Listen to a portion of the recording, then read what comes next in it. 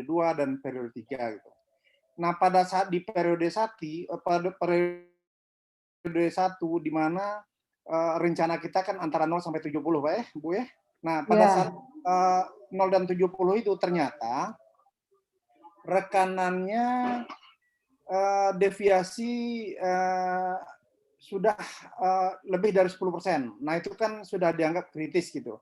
Nah, yang jadi pertanyaan saya, besar lebih dari 10% deviasi ini biasanya kan kadang-kadang mereka ini belum siap dengan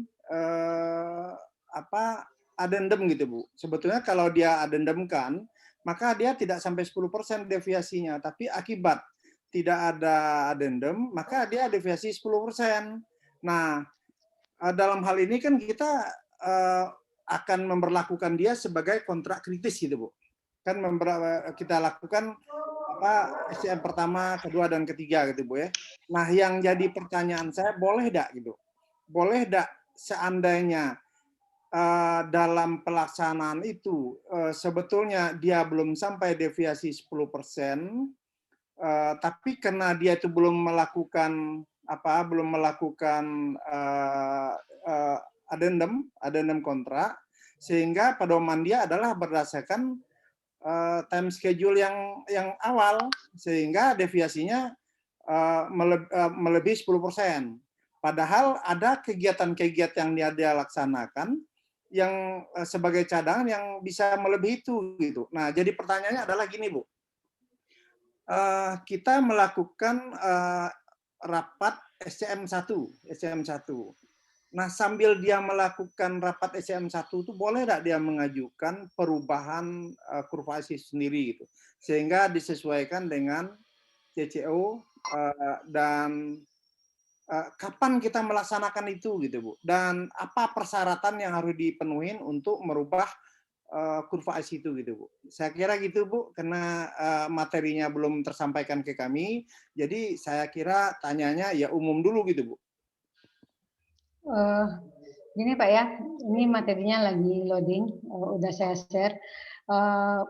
Addendum yang dimaksud di sini kan addendum, misalnya ada pekerjaan item baru atau gimana Pak? Seharusnya bukan skedulnya yang di addendum gini. Kalau misalnya ada item baru melakukan addendum. Tapi kalau skedul itu tuh biasanya waktu PCM itu kan dipresentasikan rencana mutu kerja kita itu seperti apa. Jadi dipresentasikan. Terus kalau misalnya pihak rekanan belum kerja juga itu harusnya ini apa namanya tuh ditegur ya, sesuai dengan aturan yang ada gitu kan. Jadi kalau misalnya mereka tidak melaksanakan atau misalnya material yang didatangkan maksudnya mungkin pekerjaannya aspal, terjadi kendala kelangkaan aspal di Indonesia. Jadi itu tuh kan ada alasan kenapa di skedulnya dirubah itu boleh Pak, tapi ada justifikasi teknisnya seperti apa. Tapi kalau tidak ada, kita tidak boleh merubah Pak.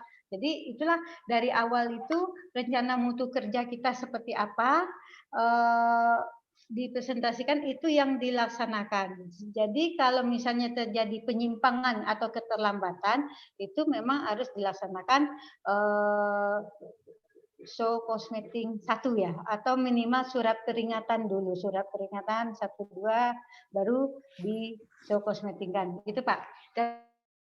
Jadi kalau sebenarnya secara teori kan ini tergantung nggak kaku-kaku benar, fleksibel ya. Kalau di pekerjaan jalan itu tuh biasanya kan orang buat jauh-jauh hari waktunya lama, tapi pelaksananya dengan waktu sebentar aja bisa. Contohnya pengaspalan jalan itu pekerjaannya misalnya dibuat 3 bulan.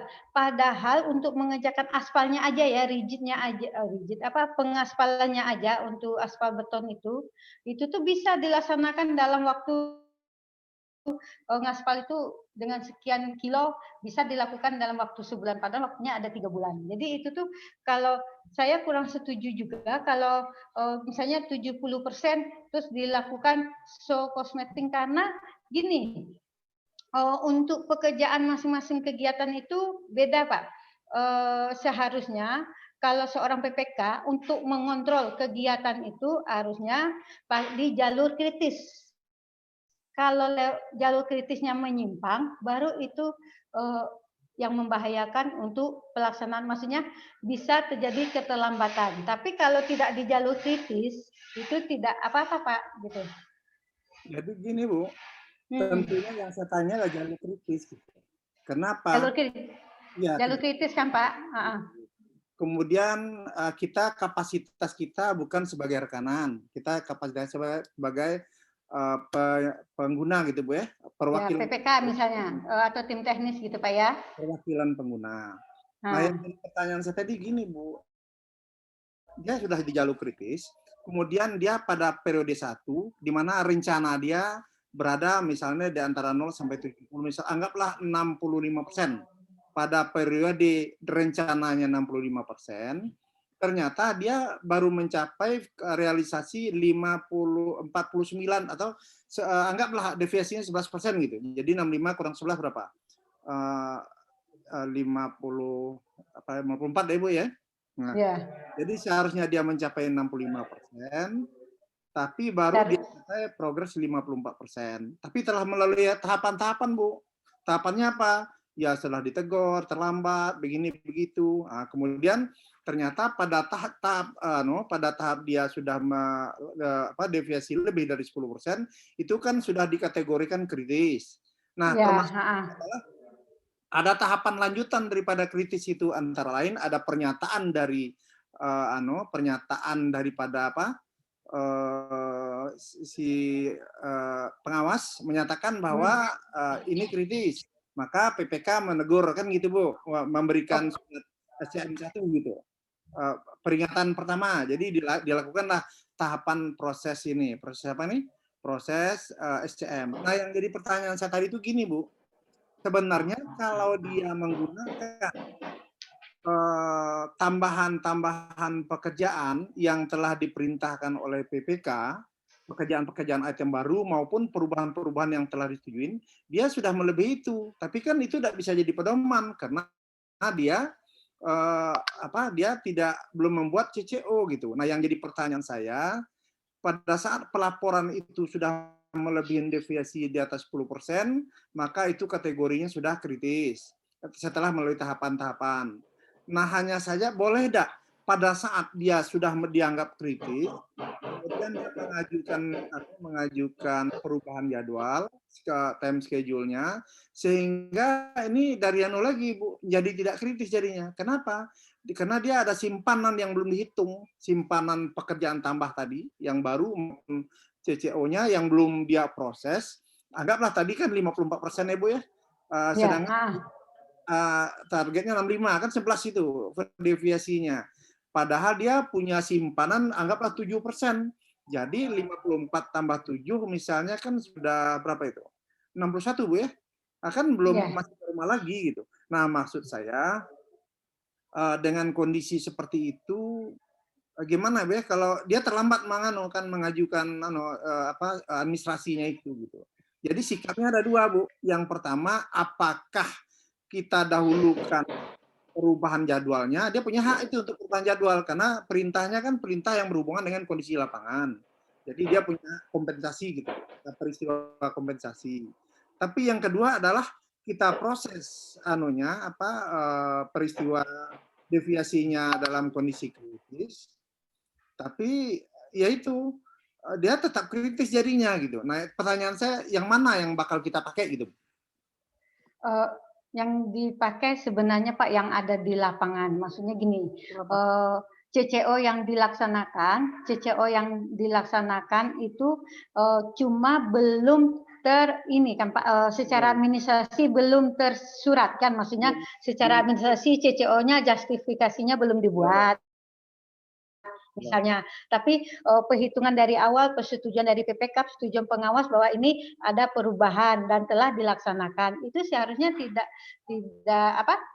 dilaksanakan, ya tidak usah dianggap jalur kritis. Itu seharusnya kalau yang sebenarnya harusnya CCO selesai dulu baru dilaksanakan kan gitu. Tapi kenyataan kita di lapangan sering lalai ya Pak ya. Kadang-kadang ada nanti aja. Padahal secara dibuat pelaporannya kan harus mengikuti ADM yang lama, apa volume yang lama.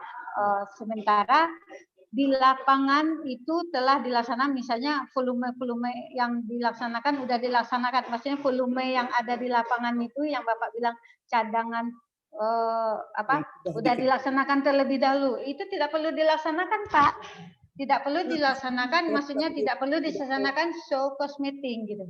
Oh gitu, maksudnya tidak perlu dilaksanakan show cost meeting. Iya, tapi sebaiknya kan gini, pelaporan itu, maaf Bapak di Pemda Kota Jambi apa provinsi Pak? Provinsi, kota juga, provinsi juga, tapi saya dinas di provinsinya, tapi tinggal di kota gitu Bu. Oh gitu, ya Pak. Ya kita sama-sama dari Jambi nih Pak. Ibu dari mana? Kebetulan saya sekarang di perumahan, Balai Perumahan Pak. Oh perumahan. Balai Perumahan Jambi. Oh Balai Perumahan ya, sama-sama di Jambi gitu. Ya sama-sama di Jambi kita Pak. Iya. Jadi memang seharusnya secara teori dilakukan CCO dulu, dilakukan justifikasi baru dilaksanakan di lapangan. Kadang-kadang karena situasi kondisi yang setelah persetujuan PPK pengawas harus ditambah harus ini dan langsung dilaksanakan, kan itu kan tidak perlu dilaksanakan show cost meeting Pak. Maksudnya itu tidak dianggap terlambat karena memang gimana ya, seharusnya itu memang pelaksanaan administrasi dulu baru dilaksanakan di lapangan. Kalau ini kan terbalik karena dunia ini tidak harus sekaku itu gitu. Enggak gitu Bu, sebentar. Jadi kalau secara keseluruhan memang benar demikian. Dia kan ada komponen, misalnya bangunannya ada 6 gitu Bu ya. Kan karena dia satu kontrak 6 bangunan tadi. Kalau secara keseluruhan memang demikian, tapi di antara keseluruhan itu ada 2 atau 3 bangunan yang memang jauh melesetnya Bu. Tapi kan dalam kurva AIS kita menilainya kan tidak per bagian itu Bu ya, keseluruhan gitu kan. Nah di situ timbul ini kok tidak maju-maju gitu. Nah makanya pilihannya apakah kita sesuaikan dulu atau bagaimana gitu. Jadi kayaknya lebih cenderung tidak usah di show cost meeting-an gitu Bu ya. Ya, tapi gini Pak, seharusnya kalau memang misalnya 6 gedung sekaligus pelaksanaannya, kalau saya lebih cenderung buat skedulnya per gedung, baru digabungkan skedul gabungan gitu. Kan pelaporan tetap ke pusatnya gabungan, tapi secara kita mengendalikan kegiatan yang ada. Kan itu pengendalian Pak, gunanya skedul ini kan untuk pengendalian kita. Jadi kita harus membuat per gedung. Kalau saya dulu di jalan tuh per ruas jalan saya buat Pak. Gitu. Nah, sebetulnya ada Bu, ada per gedungnya ada. Cuman maksudnya evaluasinya tentu berdasarkan kontrak itu Bu. Kontraknya total. Makanya kita ingin memberikan pembelajaran buat mereka. Kamu memang betul bahwa yang secara ini seperti ini, tapi ada yang lebih parah gitu ya, artinya yang lain tinggi, yang lain parah gitu kan. Nah kondisi inilah yang perlu kita sikapi gitu. Jadi pertanyaan saya cuma yang tadi Bu, bahwa perlukah kita melakukan show cost meeting untuk hal demikian atau tidak, itu aja sebetulnya gitu. Kalau saya jawab tidak Pak, soalnya memang kesepakatan dari awal kan sudah maksudnya untuk penambahan volume itu udah dilaksanakan kesepakatan, kan tidak mungkin ujuk-ujuk penyedia melebihkan pekerjaan tanpa ada kesepakatan bahwa ini harus begini, misalnya harus volume ini harus bertambah gitu Pak. Itu aja. Kecuali memang dari awal misalnya penambahan volume belum dikoordinasikan dengan PPK atau pengawas, kita menambah-nambah sendiri, itu yang tidak bisa Pak. Itu aja. Jadi kesimpulannya yang tadi Bu ya, sebaiknya tidak usah di SCM-kan, meskipun deviasinya lebih dari 10, tapi karena dia sudah melaksanakan sesuai dengan perintah direksi, maka itu kita hitung aja, walaupun belum tentu semuanya bisa dijadikan sebagai dasar, sebagai CO gitu ya, kan di situ kan untuk gedung itu kan ada kombinasi kontra lamsam dan unit gitu. Iya Pak. Lanjut aja Bu. Ya, ini Kamu share saya anunya Bu, bahannya biar kami bertanyanya juga bisa lebih terarah gitu Bu. udah di chat Pak. Udah di share ya di grup Udah ya?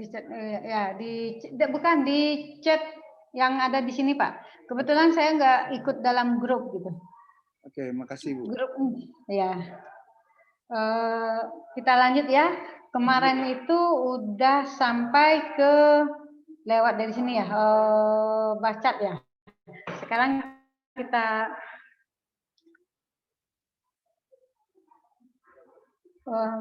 ulang dari sini. Hal-hal yang perlu diperhatikan dalam penerapan jadwal pelaksanaan proyek yaitu kondisi alam yang dipantau dan dipelajari, kondisi lapangan, metode pelaksanaan, sumber daya, faktor iklim, jenis pekerjaan, kapasitas area proyek, dan peraturan setempat. Terus faktor penentu pembuat jadwal rencana pelaksanaan yaitu penjadwalan pelaksanaan proyek konstruksi selayaknya harus direncanakan secara matang, optimal guna menghindari terjadinya keterlambatan pelaksanaan proyek yang berdampak buruk. Jadi macam-macam software ya, software untuk penjadwalan ini yaitu Primavera, Microsoft Project, Surentak, Antermis, dan Timeline. Jadi yang untuk kita seksi pelajaran sekarang ini kita untuk pekerjaan proyek yang sederhana, kegiatan-kegiatan yang sederhana ya, yang tidak kompleks. Kalau yang kompleks lebih baik memakai Microsoft Project gitu atau memakai program yang tentang pembuatan jadwal itu karena lebih teliti. Nanti kapan-kapan waktu saya akan mempresentasikan cara membuat jadwal proyek dengan Microsoft Project gitu. Jadi kalau ini kita untuk pekerjaan kecil ya, pekerjaan sederhana. Nah, jadi yang pertama itu jadwal waktu tertentu, jenis jenis jadwalnya. Yang kedua Bacat atau Gancat. Bacat ini ditemukan oleh Ligen Predik dalam bentuk bagian balok. Jadi Gancat ini membantu pengguna untuk memastikan semua kegiatan telah direncanakan, urutan kinerja telah diperhitungkan, perkiraan waktu kegiatan telah tercatat, keseluruhan waktu proyek telah dibuat. Jadi bentuk Gancat ini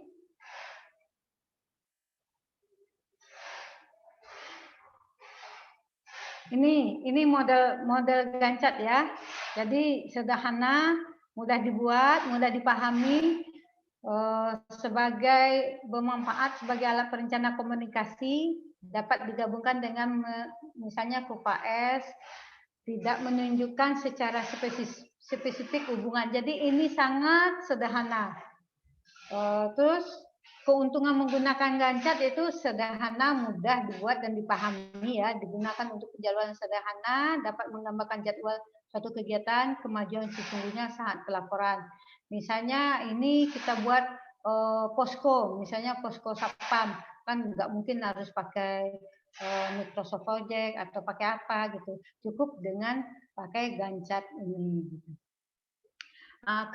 Kelemahan Gancat ini tidak menunjukkan secara spesifik hubungan ketergantungan antara satu kegiatan dengan kegiatan lainnya. Yang kedua, sulit mengadakan penyesuaian atau perbaikan pembaharuan bila diperlukan.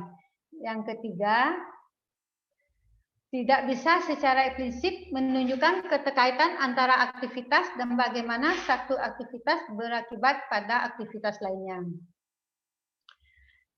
Yang ketiga yaitu model penjadwalan model diagram PERT. Ini adalah sebuah model pada manajemen proyek yang didesain untuk menganalisa, mempresentasikan tiap-tiap pekerjaan dalam proyek. Diagram PERT ini dapat mempresentasikan urutan aktivitas ketergantungan antara aktivitas.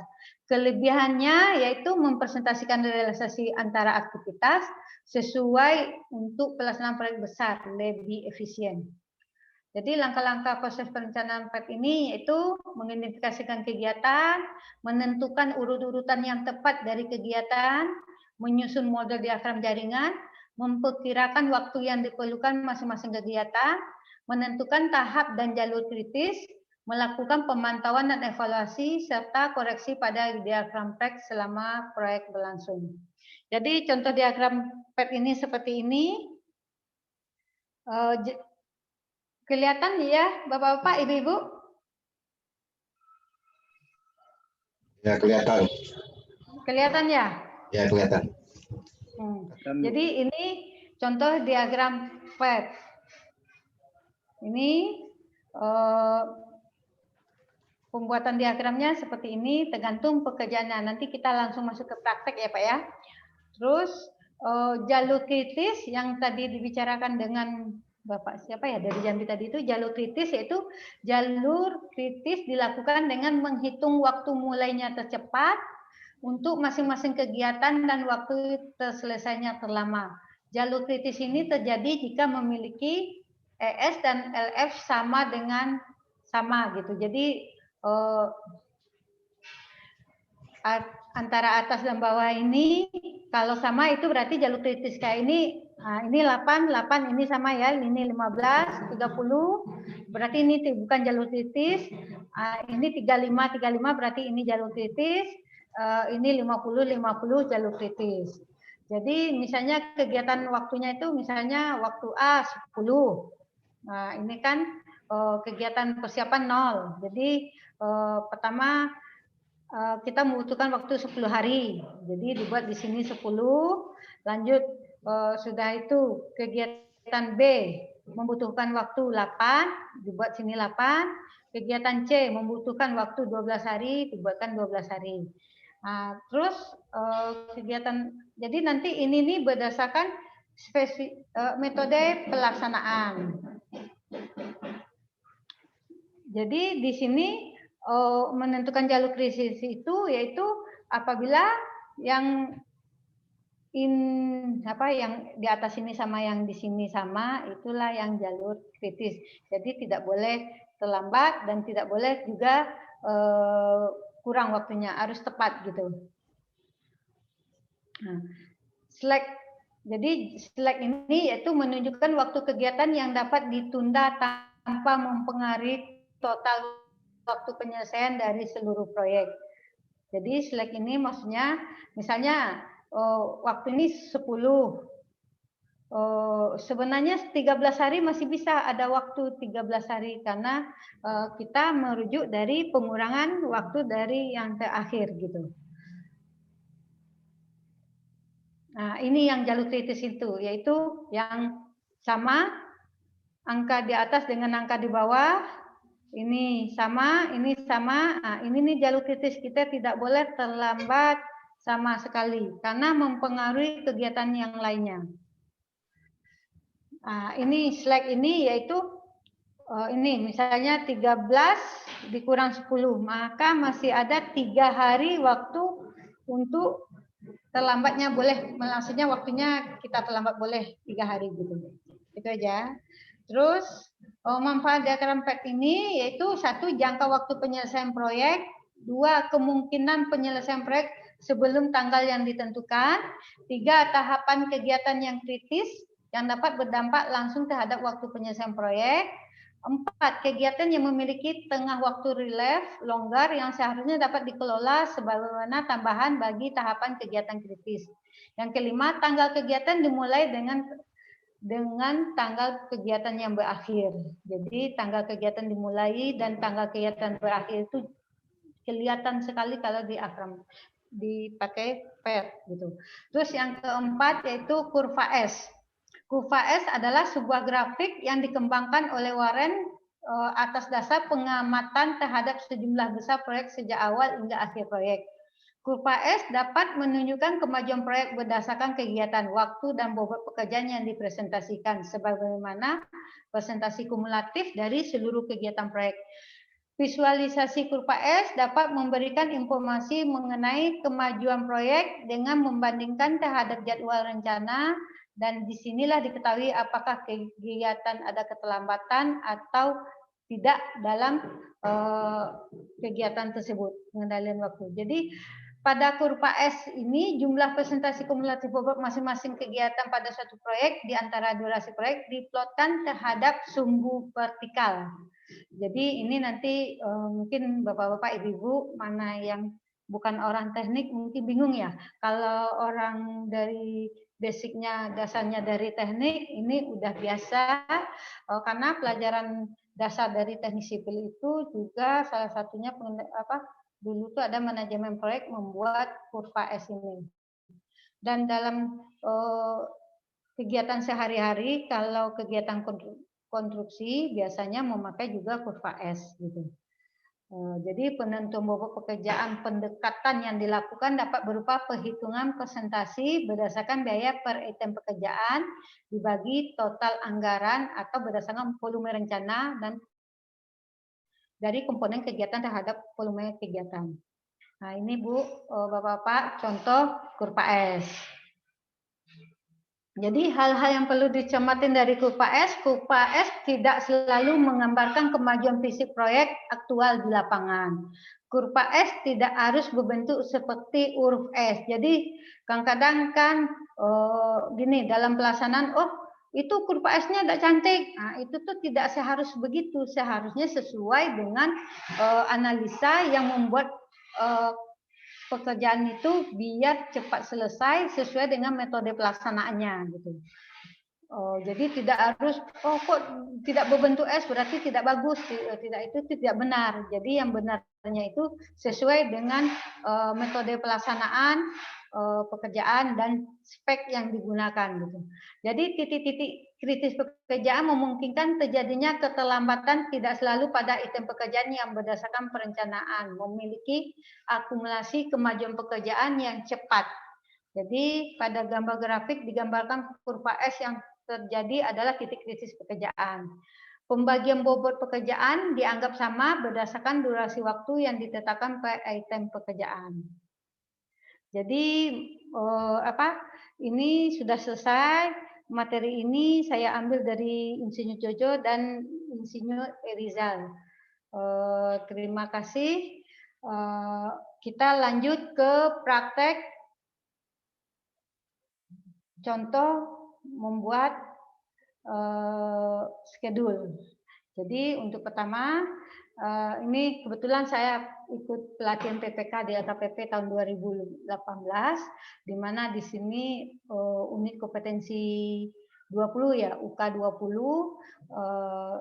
Jadi Bapak-bapak, Ibu-ibu, materi ini bisa dilihat tidak? Atau udah berubah belum? Bisa Bu, mohon di-share. Bisa.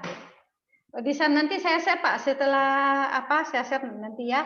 Ini pelatihan waktu saya pelatihan PPK. Jadi unit kerja contoh soalnya ini unit kerja pemerintah memerlukan pos jaga untuk penjagaan keluar masuk kendaraan pengunjung. Pos jaga ini berada di depan komplek kantor seluas 5 kali 4 meter persegi dengan informasi sebagai berikut. Pekerjaan persiapan, pekerjaan pondasi, pekerjaan kolom, pekerjaan dinding, pekerjaan atap, pekerjaan elektrikal, pekerjaan finishing dengan perkiraan harga 60, masa pemelaksanaan 35 hari diberi. Sementara kalau diprediksi untuk pekerjaan persiapan butuh waktu 2 hari. Untuk pekerjaan pondasi butuh waktu 4 hari. Pekerjaan dinding butuh waktu 14 hari. Pekerjaan ini pekerjaan bukan dinding, ini pekerjaan kolom. Pekerjaan kolom butuh waktu 14 hari karena kita sampai ke umur kolom ya. Terus pekerjaan dinding 10 hari, pekerjaan atap 4 hari, pekerjaan lantai 4 hari, pekerjaan elektrikal 20 hari, pekerjaan finishing 5 hari. Bapak-bapak, Ibu-ibu, ini maksudnya bukan ini ya, kalau secara benaran bukan seperti ini gitu. Ini cuma contoh. Jadi untuk pekerjaan tersebut adalah sebagai berikut. Tahap pekerjaan pondasi baru dapat dilaksanakan setelah pekerjaan persiapan selesai seluruhnya. Pekerjaan dinding dapat dilaksanakan setelah pekerjaan pondasi selesai seluruhnya. Pekerjaan atap dapat dilaksanakan setelah pekerjaan dinding selesai. Jadi pekerjaan elektrikal dapat dilaksanakan bersamaan dengan pekerjaan dinding. pekerjaan lantai dapat dilaksanakan setelah pekerjaan atap selesai dilaksanakan, dan pekerjaan finishing dapat dilaksanakan setelah pekerjaan elektrikal lantai selesai dilaksanakan. Jadi ini yang harus dipahami dulu, berapa hari kira-kira apa. Ini metode ya, ini jatuhnya ke metode pelaksanaan. Baru kita ke ini pertama kita gancat. Nah, ini tadi gancat. Jadi total pekerjaan tadi 60 juta, perkiraan biayanya ini, perkiraan biaya misalnya persiapan 1 juta, pekerjaan pondasi 10 juta, pekerjaan kolom, pekerjaan dinding, pekerjaan atap. Jadi ini kita buat program petnya seperti ini. Cara membuat bobotnya kita hilangkan ini dulu ya.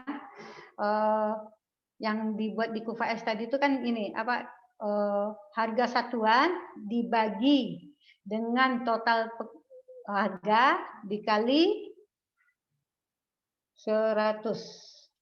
Nah, ini bobot yang didapat dari masing-masing item pekerjaan.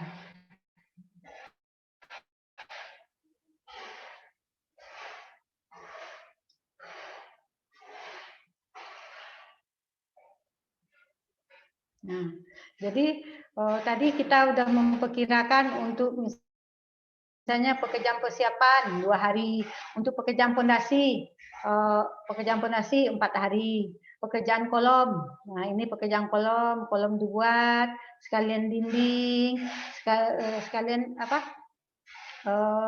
Pekerjaan elektrikal, baru pekerjaan atap. Setelah atap selesai, baru pekerjaan lantai, baru finishing. Ini metode gancat.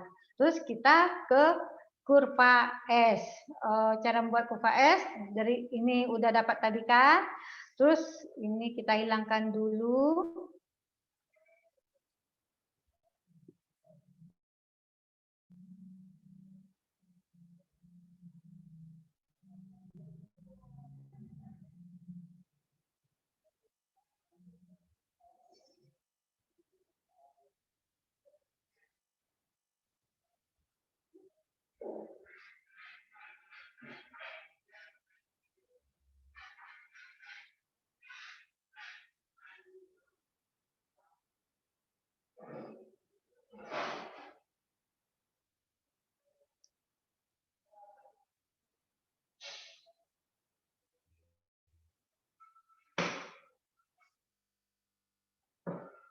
Jadi dibuat bobot untuk ini kita tadi butuh waktu 35 hari ya.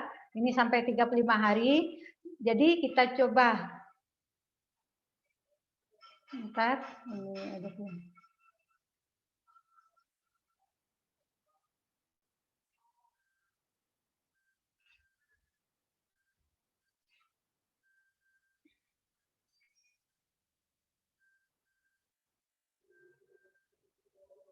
biarkan aja lah garis ini. Jadi waktu ini bobotnya dibagi dua ya, dibagi dua untuk buat skedul perencanaan. Ini dibagi dua bobot ini waktunya tadi butuh 4 hari, kita bagi dua buat pondasi. Sudah pondasi pekerjaan dilaksanakan, baru pekerjaan kolom. Kolom ini bisa bersamaan dengan pekerjaan dinding, boleh juga pekerjaan kolom didahulukan gitu. Terus ini kita butuh waktu 14 hari. Sebenarnya 14 hari ini termasuk masa kolom bisa dilepas ya, atau misalnya kolom itu baru bisa diatap, dikasih beban di umur 14 hari minimal. Jadi sudah tuh pekerjaan dinding sambil buat kolom, buat dinding juga boleh, atau bersamaan dinding sama kolom juga boleh. Ya tergantung ini. Jadi ini bobot yang ada ini dibagi ke sini. Jadi kita perkirakan terus bobot ini 16 juga dibagi ke sini selama 10 hari. Terus bobot untuk pekerjaan atap 4 hari ya, 4 hari dibagi 4, bobot yang ada di sini dibagi 4. Sudah itu baru bobot untuk pekerjaan lantai 4 hari setelah pelaksanaan kolom, dinding, atap baru dilaksanakan pekerjaan lantai. Jadi setelah dilaksanakan pekerjaan lantai baru finishing. Finishing misalnya butuh 5 hari ngecat, membersih-bersihkan atau apa gitu. Jadi ini dibutuhkan waktu 5 hari. Jadi ini kita jumlahkan, kita tarik ini ke semuanya, terus kita ini juga tarik, terus kumulatifkan ini ditambah ini, kita ambil ke atas, sudah tuh ini kita tambah ini, tambah yang rencana pelaksanaan hari kedua. Nah, inilah bobot kumulatif. Begitu juga dengan selanjutnya. Ini juga seperti itu. Terus baru kita buat kurva S dengan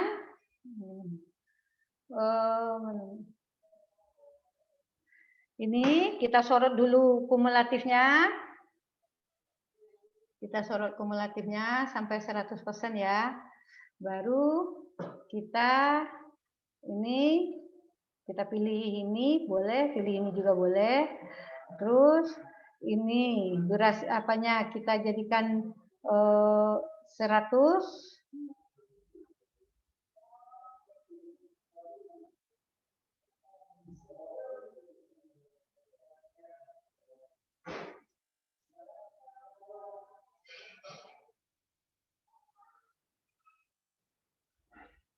Ini jadi 100.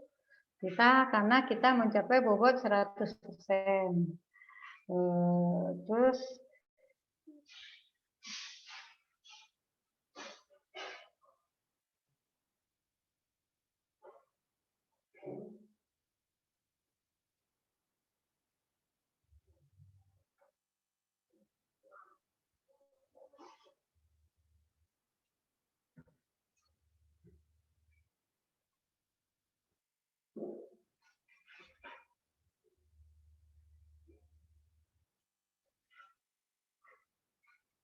nah, ini ditarik sesuai.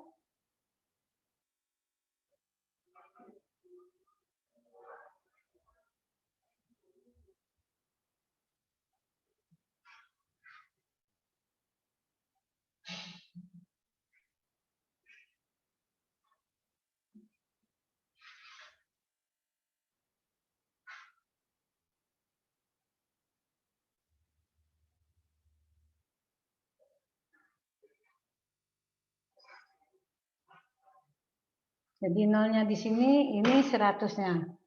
Nah, jadi ini untuk perencanaan schedule dari perencanaan.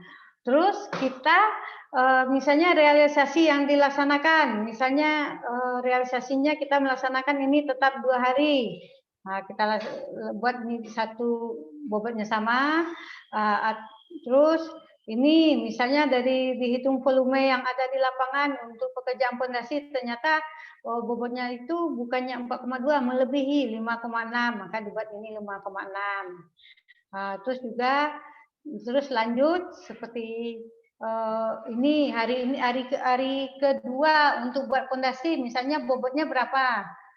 Misalnya ternyata volume yang dilaksanakan itu melebihi target. Nah, jadi dibuat sesuai dengan ini apa namanya tuh sesuai dengan bobot yang ada dilaksanakan di lapangan.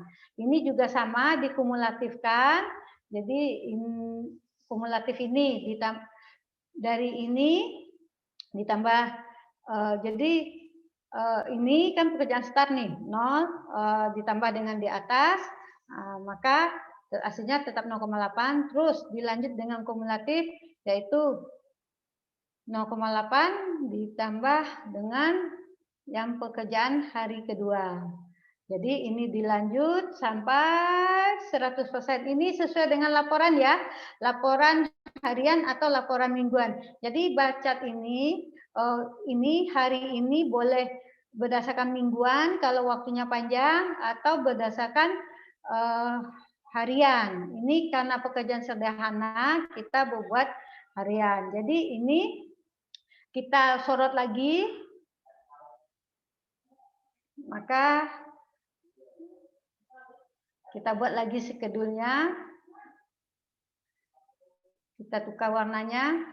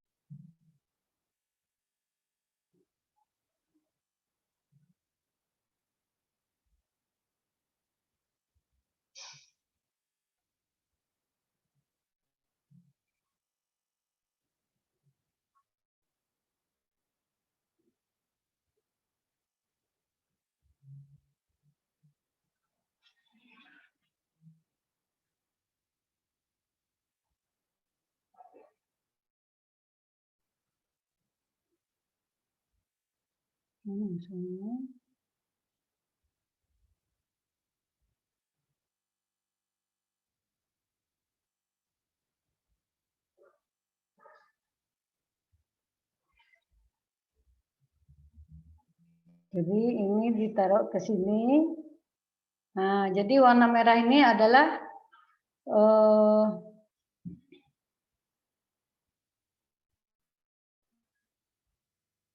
warna merah ini itulah adalah waktu pelaksanaan yang kita laksanakan. Jadi ini bisa berubah, misalnya di sini waktu pelaksanaan kita bisa melaksanakan ini misalnya volumenya jadi 5. Nah, dia langsung berubah gitu. Misalnya laporan di hari ini ternyata volume yang dikerjakan 10 misalnya. Langsung dia naik gitu. Jadi memang apa namanya? Di ini berbagai macam bentuk nantinya ya sesuai dengan kondisi di lapangan. Nah, terus kita ke network planning. Ini seharusnya bentuknya lingkaran seperti tadi ya. Lingkaran seperti tadi, ini star. Di pekerjaan pertama star, yaitu membutuhkan pekerjaan persiapan waktunya 2 hari. Jadi A sama dengan 2 hari, maka di sini diisi 2, terus pekerjaan fondasi sama dengan B sama dengan 4, jadi 2 tambah 4, maka di sini 6.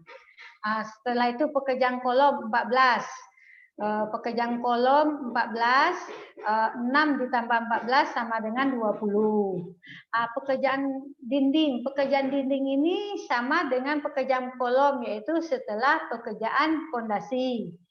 Jadi 6 pekerjaan dinding 10, jadi 6 ditambah 10 jadi 16. Terus pekerjaan elektrikal yang sama dengan pekerjaan dinding tadi ya. Jadi ini 6 ditambah 6 ditambah 2, 6 ditambah 2 sama dengan 8. Bukan 18 ya, ini 8. Nah, jadi ini terus apa namanya, pekerjaan pekerjaan atap. Pekerjaan atap dilaksanakan apabila pekerjaan dinding kolom sudah, dinding sudah, elektrikal sudah, maka dilaksanakan pekerjaan atap. Jadi ini pekerjaan apa tadi? Nomor 3 pekerjaan kolom, pekerjaan kolom, pekerjaan dinding, pekerjaan atap sama. Nah, ini pekerjaan kolom, dinding, dan elektrikal sama. Terus ke pekerjaan atap ya. Pekerjaan atap 5. Pekerjaan atap 4 hari. Kita butuh waktu 4 hari. Jadi 20 ditambah 4 sama dengan 24. Nah, ini diambil mana yang terbesar. Kayak ini 6 10. 16 ini masih 16, maka yang dipakai 24. Ini juga begitu. Terus ini kan 16 ditambah 4 sama dengan 24. Ini 8 ditambah 4 sama dengan 8 tambah 4 12. Jadi yang dipakai yang terbesar.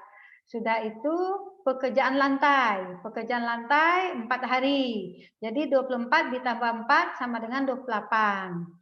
Nah, terus lanjut pekerjaan finishing 33. Jadi dari 33 ini berarti kita membutuhkan waktu pelaksanaan 33 hari.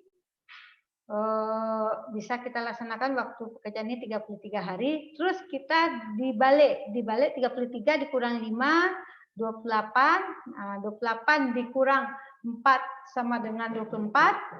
24 dikurang 4 sama dengan 20. Ini 24 dikurang 4.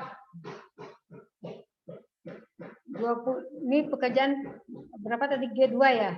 24 dikurang 2. 2. Ini terus dilanjut 20 dikurang 14 jadi 6. 6 dikurang 4 jadi 2. Jadi yang sama-sama ini adalah jalur kritis. Ini yang harus kita benar-benar kita waktu yang tidak bisa dimajukan gitu, tidak bisa maksudnya waktu itu benar-benar kita misalnya tidak boleh terlambat ini. Kalau ini terlambat mempengaruhi ke pekerjaan selanjutnya. Jadi benar-benar ini yang kita pakai jadwal PET ya, network planning gitu.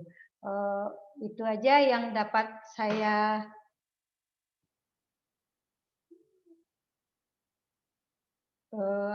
kalau ada pertanyaan silakan.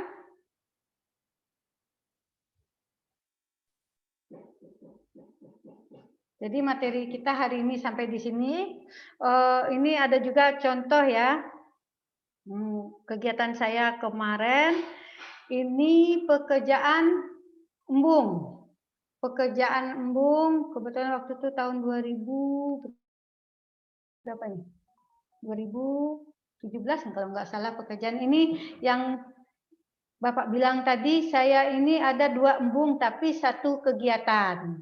Maka ini diambil dari ini perencanaan yang direncanakan dan ini pelaksanaannya sesuai dengan minggu ini berapa ini kosong pertama, yang kedua misalnya bobotnya 2,8 jadi kita masukkan ke sini ya, realisasi yang terlaksana. Jadi inilah pekerjaan yang contoh yang lainnya untuk ini saya pekerjaan di Bungo ya, di kabupaten saya waktu tahun 2017 dengan 2 buah embung, 2 lokasi gitu. Ya itu aja dulu Bapak-bapak.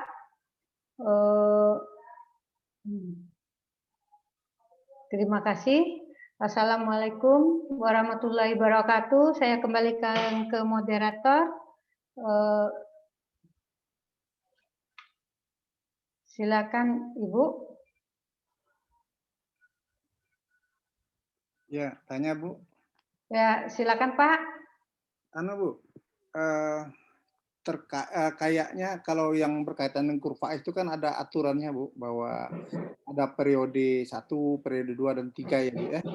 Untuk rencana 0 sampai 70, 70 sampai 100 kan ada periode itu. Pertanyaan saya gini Bu ya, seandainya kita masuk ke dalam wilayah kritis, misalnya tadi ambil kasus tadi ya Bu ya, rencana kita 65. Kemudian ternyata mereka baru bisa melaksanakan 49%. Berarti kan berapa itu? 14% ya anunya ya? Artinya minusnya ya 14%. 14 min. Nah, dalam hal ini bedakan SCM pertama, kedua, dan sampai yang ketiga. Ternyata telah dilakukan uji coba baik pertama, kedua, dan ketiga, mereka tidak berhasil gitu, sesuai dengan kesepakatan untuk melaksanakan untuk mengejar prestasi yang telah disepakati dalam SCM. Nah, misalnya kontraknya itu ada 10 bulan ya Bu ya, 10 bulan. Kejadian SCM sampai SCM 3 itu terjadi pada bulan ke-6 misalnya. Dia kontrak 10 bulan Bu ya. Kemudian pada bulan ke-6 masih ada 4 bulan berlangsung. Pada bulan ke-6 itu ternyata mereka sudah dilakukan STM sampai tahap ketiga dan mereka tidak menunjukkan prestasi gitu sesuai dengan kesepakatan di dalam SCM yang telah dibuatkan berita acaranya dan telah dilakukan apa istilahnya uji coba gitu Bu ya. Nah, ini kan sesuai dengan ketentuan itu kan harus diputus kontrak atau diberikan kepada pihak lain sesuai kesepakatan. Nah, sementara anunya kan masih ada 4 bulan lagi Bu. Masa kerjanya kan masih ada 3-4 bulan lagi, kan dia 10 bulan. Nah, sekarang yang sudah berjalan 6 bulan, tapi dia ternyata dari jadwal itu dia tidak bisa melaksanakan itu gitu. Padahal dia masih punya peluang 4 bulan lagi untuk menindaklanjuti. Nah, sesuai dengan aturan, aturan Permen PU nomor berapa saya lupa ya, bahwa itu akan harus diputus Bu, atau dia mana, atau diserahkan ke yang lain. Itu kira-kira gimana ya Bu ya? Rasanya kurang pas gitu. Di satu sisi kontraknya belum berakhir dan masih ada peluang bagi dia untuk melaksanakan 4 bulan lagi, meskipun secara jadwal dia telah deviasi melebihi 10%, lebih 10%, telah dilakukan SCM 3 kali gitu. Nah, ini mohon Bu, mohon bagaimana menyikapi ini gitu. Di satu sisi kita bisa memutuskan kontrak karena sesuai dengan aturan, tapi di sisi lain dia kan masih ada waktu 4 bulan lagi gitu Bu. Kira-kira bagaimana menyikapi ini gitu Bu? Kebetulan saya pernah mengalami seperti ini Pak. Jadi proyek ini waktu 10 bulan, di bulan ke-6 udah show kosmetik ketiga, tidak ada pergerakan, tidak ada itikat baik sama rekanan. Memang kami putus, terus itu SCM ketiga itu sampai ke Bupati waktu itu Pak, diputus dan ditunjuk langsung ke rekannya yang dianggap mampu oleh PPK. Kan itu terjadi karena kemarin dulu itu dana DAK, maka untuk merubah ke pusatnya itu pelaporan CP apa-apanya agak susah, maka di bawah tangan, akhirnya di bawah tangan. Itu memang Pak, kalau tidak ada pergerakan, tidak ada itikat baik, itu sebaiknya diputus Pak. Kan kita tidak udah kita laksanakan SCM, jadi kita atur lagi jadwal, mereka harus menyediakan tenaga kerja sekian, material harus datang setiap hari sekian, terus tenaga material, tenaga material ya, yang utama tenaga material mereka harus siapkan sesuai dengan kesepakatan waktu show kosmetik itu. Misalnya tiap hari mereka harus semen, pasir tiap hari harus ada sekian, dan membutuhkan tenaga sekian dan alat itu. Mereka tidak terpenuhi atau tidak sama sekali mengerjakan, itu sebaiknya diputus Pak. Kalau tidak diputus malah PPK yang jadi masalah. Jadi di Permen PU nomor 14 itu waktu saya pelatihan di di Kementerian PU itu memang langsung diputus, tidak ada kata tawar menawar. Kan kita tadi masih ada waktu 4 bulan, kasihan. Tapi karena tidak ada itikat baik, itikat baiknya itu maksudnya dia tidak ada melakukan pergerakan sama sekali, tidak dilaksanakan apa yang disepakatin waktu show kosmetik pertama, terus waktu lanjut show kosmetik kedua dilanjut lagi. Setelah diperhatikan misalnya 2 minggu telah diperhatikan tidak ada kelanjutannya, itu tuh show kosmetik kedua misalnya pergerakannya dikit, show kosmetik ketiga ya harusnya diputus Pak dan ditunjuk sebagaimana PPK menganggap rekanan yang mampu untuk melaksanakan pekerjaan tersebut. Itu Pak. Ya, oke, mungkin saya komentari Bu ya. Ini Bu. Ya. Jadi ini pengalaman Bu, pengalaman. Jadi biasanya misalnya satu rekanan itu mendapatkan 5 kegiatan, ya Bu ya, 5 kegiatan. Kemudian dari 5 kegiatan itu salah satu dari kegiatan itu dari kita. Misalnya dari perumahan tadi ya Bu ya, misalnya satu. Ya. Kayaknya anggaplah 20M misalnya. Padahal dia punya dapat kegiatan lain 4 lagi gitu. Yang masing-masing mungkin nggak ada 20, 30 yang ini. Nah, permasalahannya begini Bu, kayaknya gitu ya. Kenapa dia tidak bisa melaksanakan itu sesuai dengan komitmen? Karena begini Bu, karena uang yang diambil dari prestasi kerja yang dari kita masuk ke bank, sedangkan mereka bank itu tidak mau tahu, bank tidak mau tahu bahwa ini dari uang mana untuk orang. Yang penting pihak rekanannya sendiri dia sudah ada dalam 5 paket hutang gitu. Jadi utangnya itu pada 5 paket, padahal yang berprestasi kita, sehingga uangnya terpakai oleh oleh yang lain, bukan otomatis bank itu menarik itu gitu. Nah akibatnya apa? Akibatnya mereka tidak bisa cash flow Bu. Dan akibatnya seperti apa? Misalnya mereka ada subkontrak, dia disubkannya ke apa gitu, kemudian subnya sendiri tidak dibayar karena dia ada ini, tidak punya apa, ada uangnya tidak berputar karena akibat banyak dia dapat proyek, ya kan? Nah akhirnya berapapun yang masuk yang prestasi dia, maka tersedot oleh jaminan dia di bank itu gitu. Nah ini yang barangkali ini pengalaman Bu yang perlu dan kebetulan saya mengalami seperti ini gitu Bu, dan tentunya ini memang kalau sebagai kita sebagai pegawai negeri ASN, nah inilah yang agak kita waspadai Bu, barangkali itu hanya masukan Bu. Terima kasih Bu. Iya Pak, itu tuh nanti kita bisa capkan atau ketemuan ya Pak ya. Di Jambi ini ada 2 pendamping kontrak Pak yang dari LKPP, satu Bu Sinta di Bina Marga di BPJN ya, Balai Bina Marga di dekat Transmart. Yang kedua saya. Jadi nanti kita bisa simulasi kita gimana bagusnya Pak gitu. Tapi yang jelas antara kegiatan satu dan kegiatan yang lainnya sebenarnya tidak saling berkaitan. Maksudnya kita tidak perlu kan biasa rekanan itu dia banyak proyek jadi diselesainya ini karena ini mendesak. Kita juga harus sebagai PPK harus mempunyai prestasi juga kan Pak, harus melaksanakan kegiatan sesuai dengan yang dijadwalkan. Kalau tidak prestasi kita juga jelek kan gitu. Jadi itu tuh sebenarnya masalah rekanan kan gitu Pak. Ada juga sih sebenarnya rekanan itu yang lebih banyak, misalnya dia banyak dapat kegiatan, sering di ujung-ujung akhir kegiatan dia bisa melaksanakan sampai full gitu. Itu memang ada juga tipe-tipe kontraktor yang seperti itu. Jadi dia maunya pekerjaan terlambat, nanti dia pekerjaan cepat-cepat dengan mutu yang tidak terawasi lagi. Jadi itu sebenarnya di ranahnya kejelian PPK menyikapi seperti apa rekanan yang hasil tender itu kita dapatkan gitu. Jadi kita harus bisa melihat ke sana. Itu aja Pak. Ya, silakan ada yang lain, teman-teman. Mungkin dimatikan dulu Bu, di share screen-nya dimatikan filenya. Oke. Yang lain mungkin ada yang bertanya Bu. Ya, selanjut.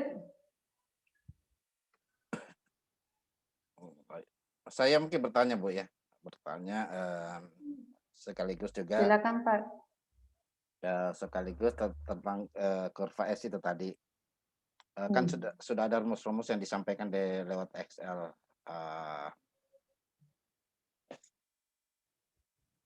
Kalau kelebihan dengan kekurangan tadi juga sudah disampaikan. Nah,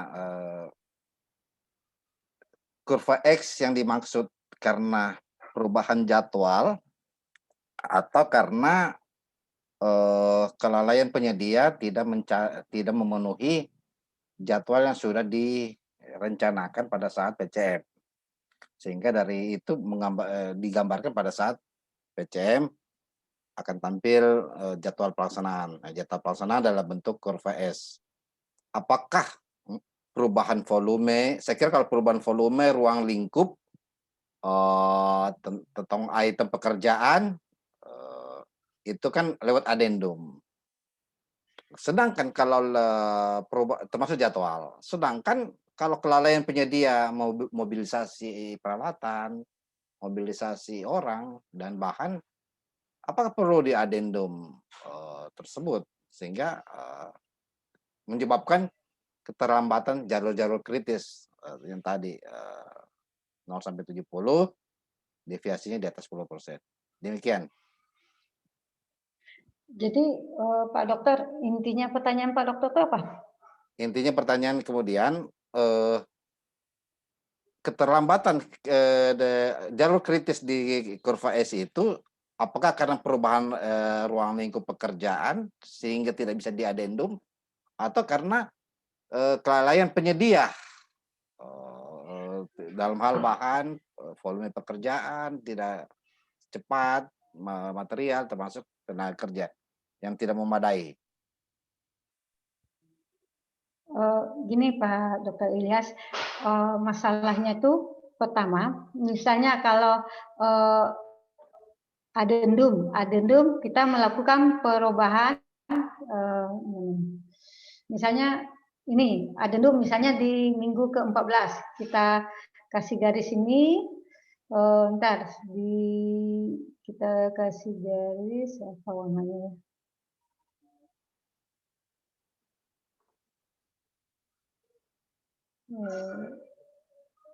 Langsung anu saja Bu, langsung. Ya misalnya tebal. Langsung cetak saja. Tebal di sini.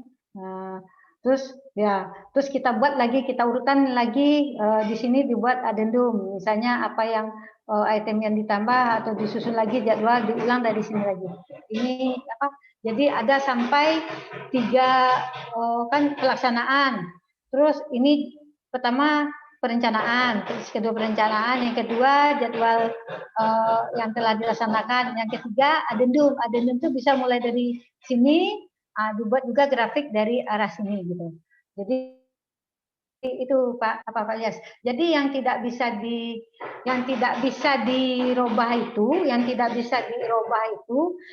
misalnya kelalaian mereka belum mendatangkan material atau lambat supaya jangan terkena mereka rubah itu yang nggak boleh gitu. Mereka rubah schedule itu karena mereka lalai bekerja, jadi mereka rubah jadwal itu yang tidak boleh. Tapi misalnya karena adendum atau ada CCO, adendum beda dengan CCO ya. Kalau CCO perubahan volume, kalau adendum penambahan volume baru, item baru gitu, penambahan item baru. Jadi di sana baru bisa dirubah schedule. Jadi waktu rencana mutu kerja waktu PCM itu dipresentasikan itu tuh sebenarnya harusnya udah bisa dirubah, dimatangkan. Misalnya ada masukan dari PPK atau dari pengawas, itu harusnya begini-begini, kan bisa dilaksanakan terlebih dahulu. Misalnya metodenya, Pak, bagaimana kalau dirubah metode, maka berubahlah jadwal. Itu masih boleh waktu PCM, waktu kesepakatan ini. Tapi kalau misalnya udah berjalan, ternyata mereka pekerjaannya tuh lalai, waktu mendatangkan materialnya lalai, alatnya lalai, itu tidak boleh Pak. Itu harusnya sesuai dengan yang pertama. Tapi misalnya yang kayak pertanyaan dari Bapak di Jambi tadi yang awal, mereka maksudnya terjadi ada CCO, tapi secara administrasi belum bisa belum dibuat karena masih fokus dengan misalnya kegiatan pelaksanaan proyek. Jadi udah persetujuan PPK, udah persetujuan pengawas bahwa volume ini bertambah karena kondisi di lapangan. Jadi itu boleh gitu.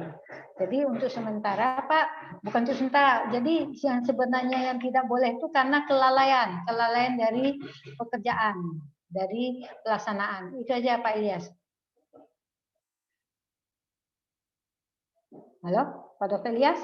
Ya, oke, makasih. Silakan Narasisa, lanjut. Ya Pak, baik Pak.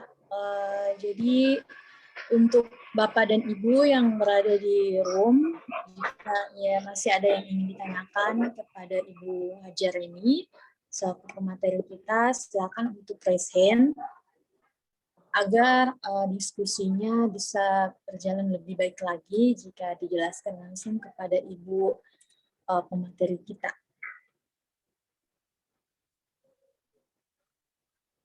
Silakan untuk Bapak dan Ibu yang masih mungkin ada yang ingin ditanyakan atau yang ingin didiskusikan kepada Ibu pemateri kita, silakan langsung present mengenai dengan praktik dan simulasi penyusunan jadwal pelaksanaan PURS. Karena tadi kita sudah lihat langsung bagaimana cara untuk praktik mengenai dengan kurva S ini serta dengan laporannya tadi sudah dipaparkan langsung kepada Ibu pemateri kita.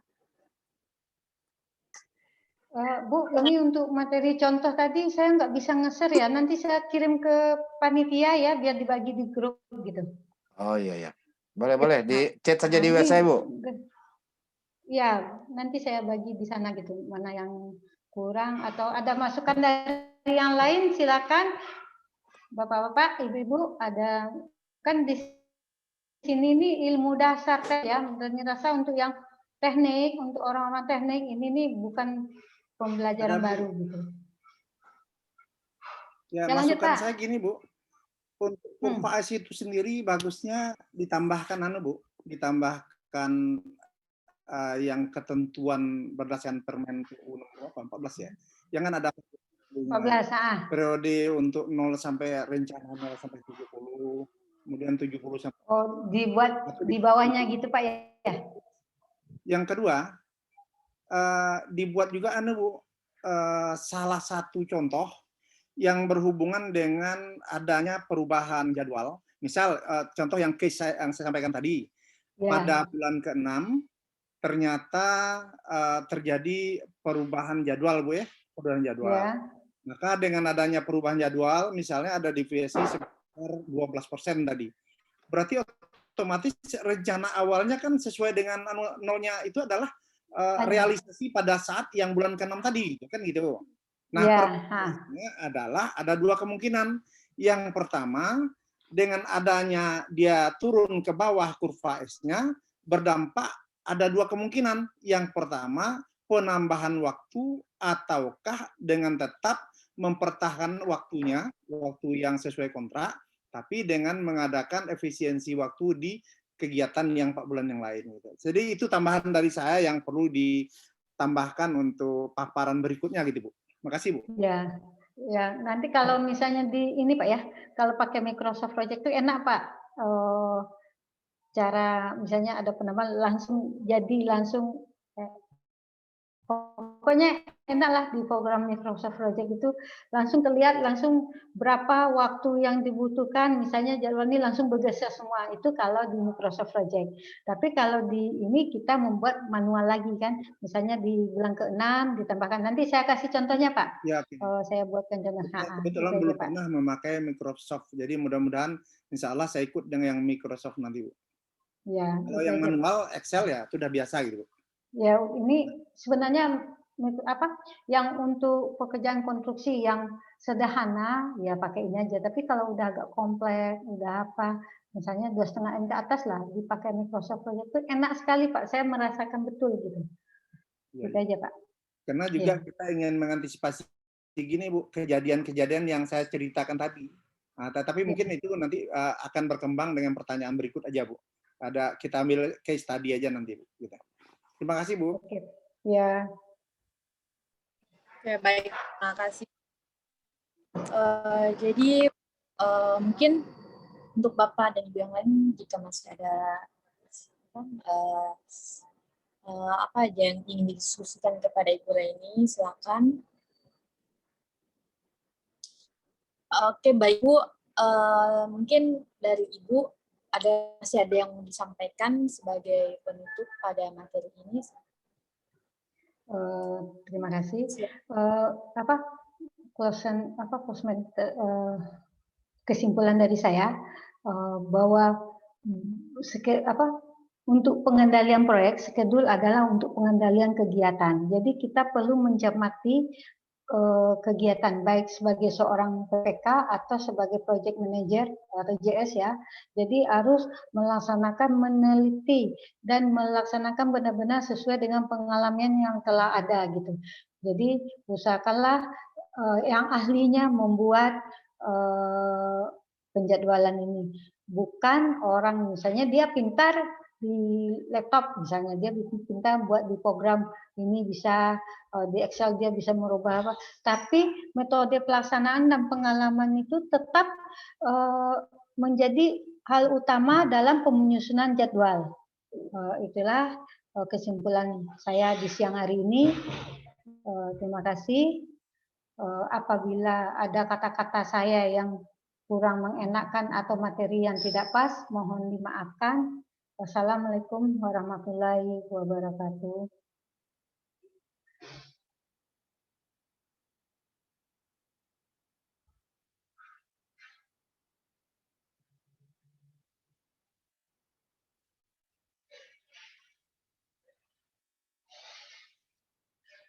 Ibu, suaranya belum Bu, tidak kedengaran, masih di mute. Maaf.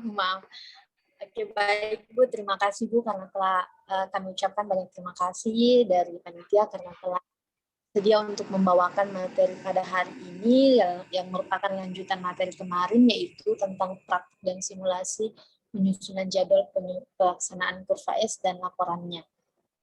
Semoga materi yang dibawakan Bu dapat bermanfaat bagi Bapak dan Ibu, bagi kita semua yang ada di room ini. Jadi itu tadi penutup dari materi kita. Sebagai penutup kita pada hari ini, kami dari panitia mengucapkan maaf jika selama berlangsungnya workshop tadi ada kesalahan atau apapun itu. Sekali lagi kami ucapkan banyak terima kasih, begitu juga kepada Bapak dan Ibu yang telah bergabung di room ini pada hari ini. Terima kasih Bu, sekali lagi Bu. Dengan ucapan wassalamualaikum warahmatullahi wabarakatuh. Waalaikumsalam warahmatullahi wabarakatuh.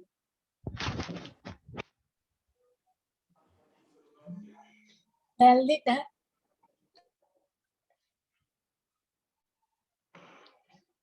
Halo.